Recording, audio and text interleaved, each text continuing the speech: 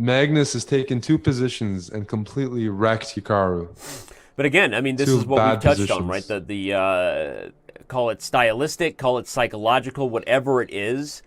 Magnus Carlsen holds more lost positions against Hikaru Nakamura than insert some ridiculous pop culture reference. I don't know. I mean, he holds lost positions all day. He holds them for breakfast. He can't lose against Hikaru in some of these games, and that's really the issue here. And Hikaru's playing in front of hundreds of people. Imagine being in his shoes right now. I mean, Well, I mean, he always knows he's the underdog. up But for it against Magnus, right? So I yeah, don't know that he would admit that, but I think he knows that he's in a tough position. But anyway, I'm a little flabbergasted, shocked. Somebody clip that moment. Who knows? Bob's your uncle. Where's the Tylenol? That's how I feel. I mean, all right. Hikaru has white in the Chess960 games, which, he's by the getting way, playable positions. That was totally one playable. concern. But he's been winning in the last two and unable to convert. In last year's final, everyone, if you're just joining us, this is a rematch of the first Speed Chess Championship final matchup. Hikaru went 2.5 out of 3, so he won 2.5, only giving up one draw, winning 2 of the Chess960 games. So he's going to need to do all of that and some today to try to win this match. He's going to need to. He's got to find a way to convert on some of these. So Magnus just so calm and poised. Again, like when he's in those lost positions, Eric, his perseverance, he creates opportunities to blunder better than probably anybody in history. Yeah, Is that fair? Like in history, that's one thing that he does well. I think that's fair. What he sets up. What's so impressive is how quickly he reacts and recovers from blunders. He's always up on the clock, and always like. And he should be the person in some ways who gets the most upset from a blunder as the best player in the world. Right, Like, because unforced he's not errors, supposed but to blunder. Yeah. he's not supposed to blunder. But he plays quickly, plays the tough moves. It's muscle memory, it seems, but incredible.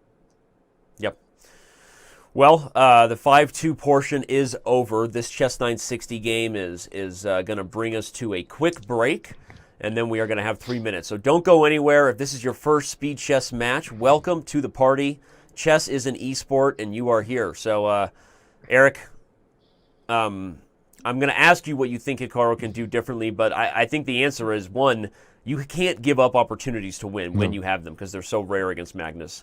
I don't think he can do anything differently. It's none of those games that he just lost. No, right. This is... Code Monkey, what's up? And thank you for the subscription.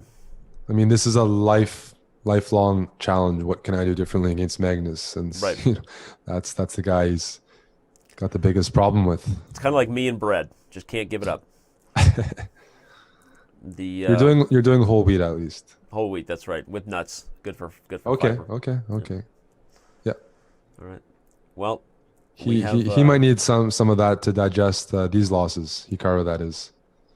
Because it's always good to have good digestion. So, all right, this position is getting worse for Hikaru now. I mean, honestly, and as white, how did he get a position where his king is unable to castle? I don't know, but as maybe a few years ago when Hikaru tweeted about Magnus being like Sauron, right. In some ways, that's happening today. That I really think Magnus is here to win the bullet portion and establish himself as the king of bullet chess. Right. And he's already won pretty much everything else. And if he beats Hikaru in Chess960, Hikaru's won some unofficial world championships for Chess960 in the past. And they have a match coming up in February. It's pretty much taking every single domain out of like you're not safe anywhere. And speaking of which, we actually have the Chess960 championship tomorrow, which I'll be commentating on with the one and only Yasser Seirawan. I'm getting my first Yaz experience, Eric. Any advice for, will he be gentle? I hope so. He's smooth, he's gentle. He's smooth and gentle. All right, I love it. Well, join us tomorrow, everybody. Me and Yasser Seirawan will have the call in the Chess960 championship. But right now we're here to focus on what so far has been a show by Magnus Carlsen and something Hikaru Nakamura has got to turn around if he has any chance to come back. The one thing with Yasser, though, Danny, you have to remember, make sure you don't leave any pawns undefended. Yeah. No, it's all about hanging pawns and pawn grabbing. Yep. His reputation, it follows him everywhere. All right, this is totally, I mean, the knight's going to e5 or c5, knight d3 check is happening. Okay, so Magnus needs to keep the queens on the board because that's very effective But the against problem this is A7's risk game. hanging, right? So So that means he's queen going to have to play A4, queen A4, yeah. queen A4, B3, queen A5, and I'm staying alive. Staying Queen A4, alive. B. Oh, he's Oh, giving he up has knight A7. B8. Even Well, better, because actually. yeah, I Because mean, it's C2 is such a problem. That's if This is similar to the knight F8 blocking the back rank, right? The knight's going to come to B8, protect the king, and then all of a sudden black is on the attack.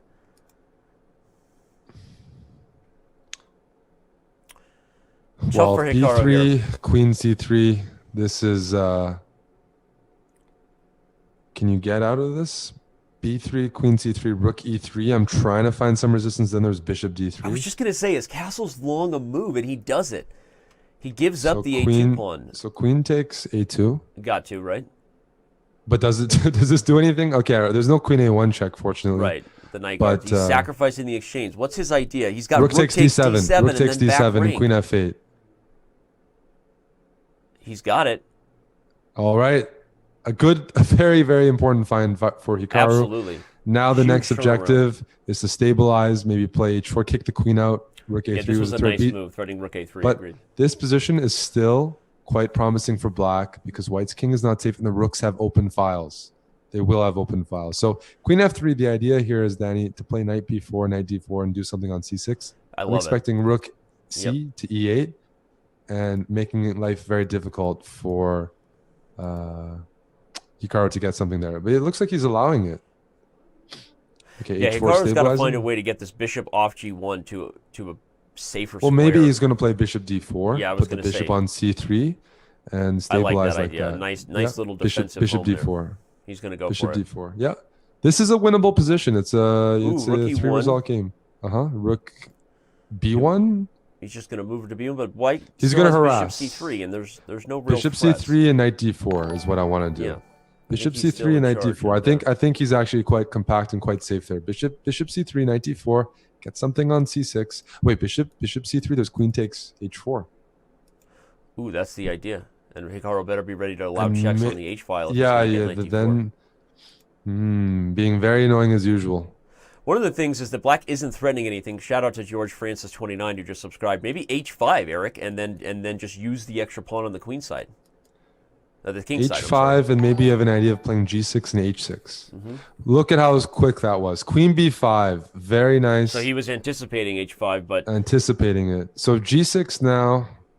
Even Queen G3 might be on the table, right?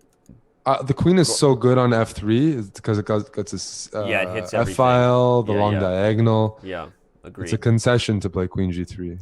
So Bishop F6, talk about a home for the bishop, right? Guarding B2. Guarding okay, G5. he did it. Okay, Bishop F6. Bishop F6 definitely had some merit. Yeah, I like that idea too.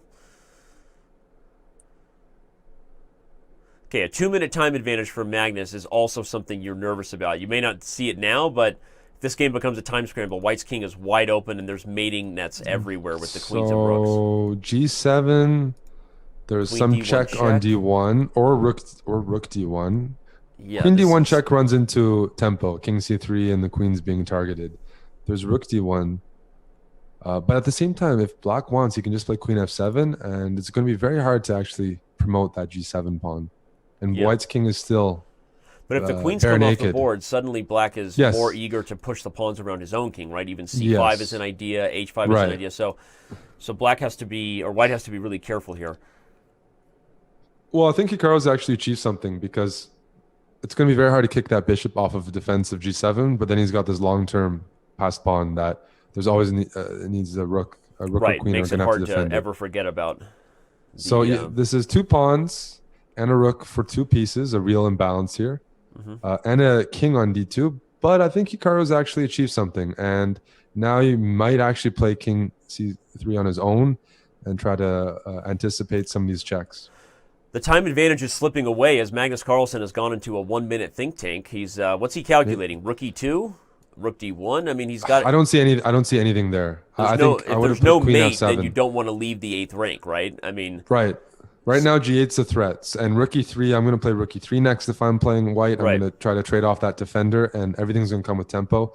Ideally, I'm going to play rook E3, bully you off the E file, and play rook E7, and just that's going to be a serious initiative for white. Rook e3, rook e7 is how I want to bully black. No, the king is safe. There are a lot of pieces around white's king. Unless he blundered, it makes sense that he's safe here. I mean, he's all his pieces. Well, and the time tells us too that probably Magnus isn't happy because he doesn't take 2 minutes just for kicks and giggles. He's not happy with his inability to come up with something against the white king. Frustrated here.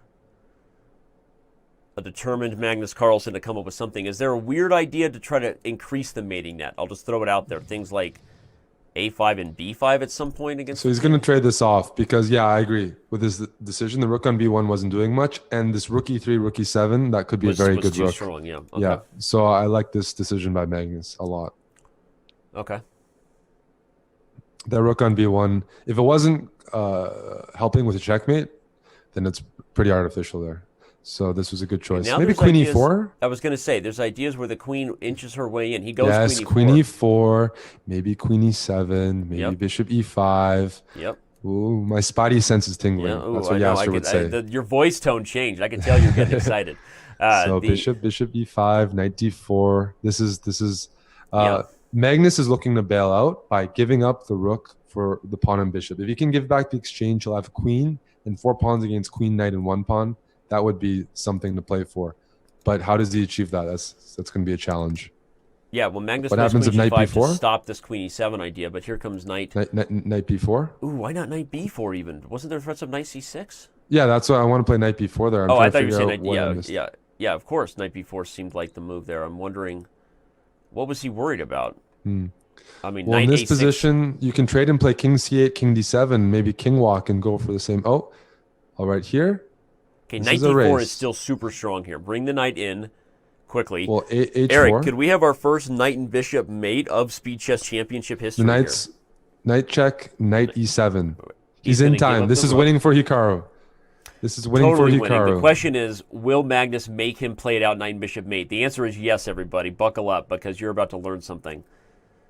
I don't think we've ever had a knight and bishop mate live in the Speed Chess Championship history. And it's going to be good because these guys don't mess it up. Yep. It's going to be instructive. Okay, well, Magnus just resigned. Magnus Carlsen decided. He's deprived us of learning some endgame technique. He did